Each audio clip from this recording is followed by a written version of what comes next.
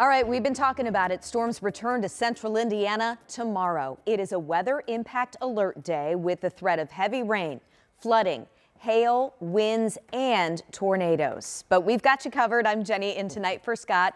Sean is in for Angela. And Sean, I know we're talking about a couple of rounds. The first one kind of early. Yeah, and the first one won't be for everyone. The second one will. So I just don't want folks to be caught off guard tomorrow morning with some rumbles of thunder waking you up here. So I want to show you kind of a broad view of the radar here. This is the main action. That's later tomorrow. Those are warm sector storms, and you see the watch boxes. These are going to be our morning storms, and they'll be focused over the northern half of the state. You can see a little bit of rain near Champaign, Decatur. Some of these initial ones are going to weaken a little bit, and then we'll start to see them spread in. We're near 50 degrees. These temperatures are not going to drop much, if at all, overnight tonight. And then as we play through future track 13 and get you into the overnight and into early tomorrow morning, there will be some rumbles of thunder with these and maybe some pea to marble sized hail. Then we quiet down and then we warm up. Temperatures approaching 80 degrees tomorrow afternoon. We will focus on that second round of storms and the flood threat coming up in the 7-day forecast. All right, see you in a few minutes, Sean. Thank you. We want you to be ready for tomorrow's weather impact. So be sure to download WTHR Plus. That's our free streaming app on Apple TV, Amazon, Fire Stick, and Roku. That's where you can find in-depth forecasting before, during, and after the storm, all to make sure that you and your family stay safe. Right now, shoppers nationwide are rushing to open their wallets. President Trump's tariffs are set to take effect tomorrow night, and that's putting some pressure on some car buyers to beat the clock. Our Alex Almanza is in the newsroom tonight. So, Alex, what does this all mean for Hoosiers? Jenny, experts I spoke with say Hoosiers are in for a big increase in car prices if these tariffs stick around. So if you're planning on spending that tax return on a new car soon, you might be in for some sticker shock.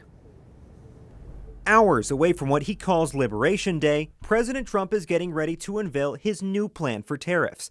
Taxes on imported goods, potentially on every country. Whatever they charge us, we charge them, but we're being nicer than they were. And 25% tariffs are set to take effect Thursday on imported vehicles and auto parts. Automakers like Ford saying buyers are already flooding dealerships to snatch up cars ahead of the threat of higher prices. Now is the time really that these consumers are out here and looking for vehicles before any price changes take effect. Some of the hottest sellers are vehicles made outside the U.S., and experts at Edmunds, an online car resource, say no vehicle is 100% made in the United States. So even Indiana's status as an auto manufacturing powerhouse won't mean we are immune to the tariffs. Hoosiers are in for a dramatic increase in car prices if these tariffs stick. Economists like Philip Powell at the IU Kelley School of Business are hoping that tariffs are just a short-term negotiating tactic. Economists across the nation are sounding the alarm on a potential recession, a risk that wasn't there before we started talking about tariffs. Supporters, however, arguing that tariffs will incentivize production in America. In a February post on X, Indiana Senator Jim Banks writing that the tariffs will, quote, bring back fairness and prosperity and stop Americans from being taken advantage of. The challenge, though? We don't have enough workers. We don't have enough infrastructure. And so this is why it's inflationary. Meanwhile, given the uncertainty, experts say households and businesses should pull back and conserve cash. And hopefully, if we get through this crisis, then we can have more confidence in the economy and we can get back to spending like we want to. There are still a lot of questions tonight about what exactly the president will announce tomorrow, what products those newest tariffs will affect, and which countries will be taxed. President Trump is promising answers tomorrow afternoon at 4 o'clock in an address at the White House. All right, we'll be watching it. Alex, thank you. Tonight, Indiana Senator Jim Banks is responding to a video that's gone viral on social media. It shows someone confronting the lawmaker over cuts at the Department of Health and Human Services. Take a look. Hi, I was a worker at HHS. I was fired illegally on February 14th. There are many people who are not getting social service programs, especially people with disabilities. Are you going to do anything to stop what's happening? You probably deserved it. I deserved it? You probably deserved it. I deserved it. Dude, wow. So Yeah, that's great to hear. Why did I deserve it? because you seem like a clown. Okay, sir, you shouldn't have said that on. So the man in that video who says he was fired from HHS is Max Schroeder. He tells NBC News he worked at the department for 4 months doing budgeting work. Schroeder says he wants senators to know cutting funding and workers will affect their constituents. Here's what he said about that interaction with Senator Banks. It seems like he was just caught off guard. So it was really alarming and discouraging to hear that he would say something like that to people who are just giving their time to really serve this country.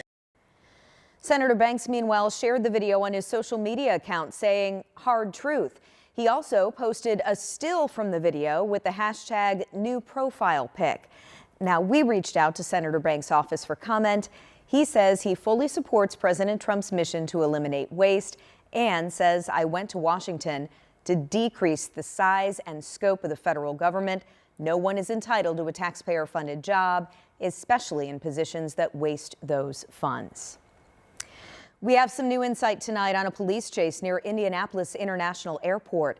We first brought you this as breaking news last night at 11. Well, we just got the police report. It says it started with a 52-year-old driving recklessly near the airport. Investigators say the man started ramming fencing around the airport. Then they say he pointed a gun at an officer, engaged in a standoff, led police on a chase, intentionally hit an IMPD squad car, and refused orders to surrender. Well, police eventually used spike strips to flatten the car's tires, block the suspect's path. They say when he finally got out of the car, he continued to ignore orders. Police used a taser to get him into custody. He was taken to the hospital for treatment. The man accused of killing a Marion County Sheriff's deputy just learned his sentence today in a different case. 66 years for shooting and killing Crystal Walton in 2022. Investigators say Mitchell ambushed her after she dropped off 2 kids at daycare. Walton and Mitchell shared a 1-year-old son together. Our camera was not allowed in the courtroom for the sentencing, but we talked with Walton's father afterward.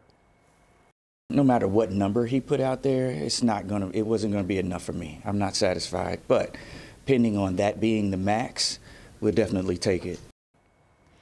Less than a year after Walton's murder, Orlando Mitchell is accused of killing a Marion County Sheriff's deputy. Investigators say he strangled Deputy John Durham in July of 2023. Deputy Durham was returning Mitchell to jail after a hospital visit. Mitchell is scheduled to go on trial in that case in August of 2026. Tonight, the husband of a former Martinsville teacher accused of sexually abusing students is facing his own charges. Prosecutors say Nicholas Fortenberry knew his wife Brittany was having sex with boys as young as 13 years old. They say he even threatened one of them. He's now charged with intimidation and failure to report. Also, prosecutors filed a motion for 24 additional charges against Brittany Fortenberry. They say they made that request after more parents of victims came forward and contacted police.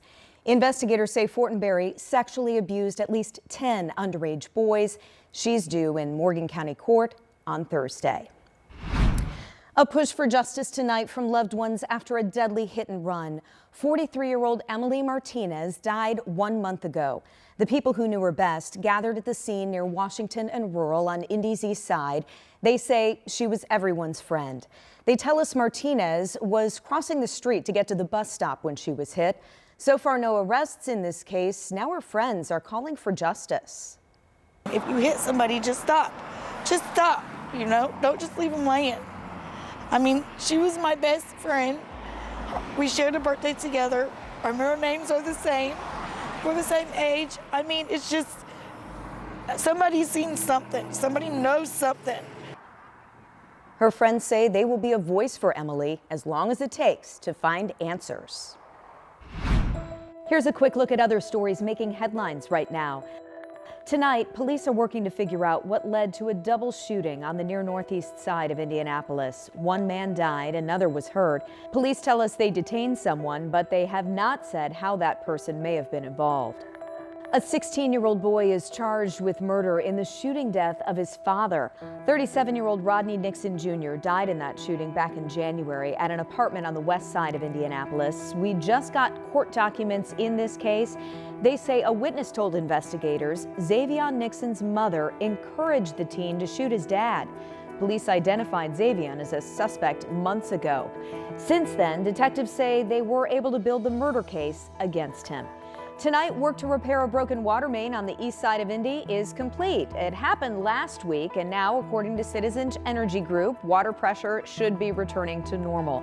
But there is still work to be done, fixing the road near 22nd and Andrew J. Brown Avenue.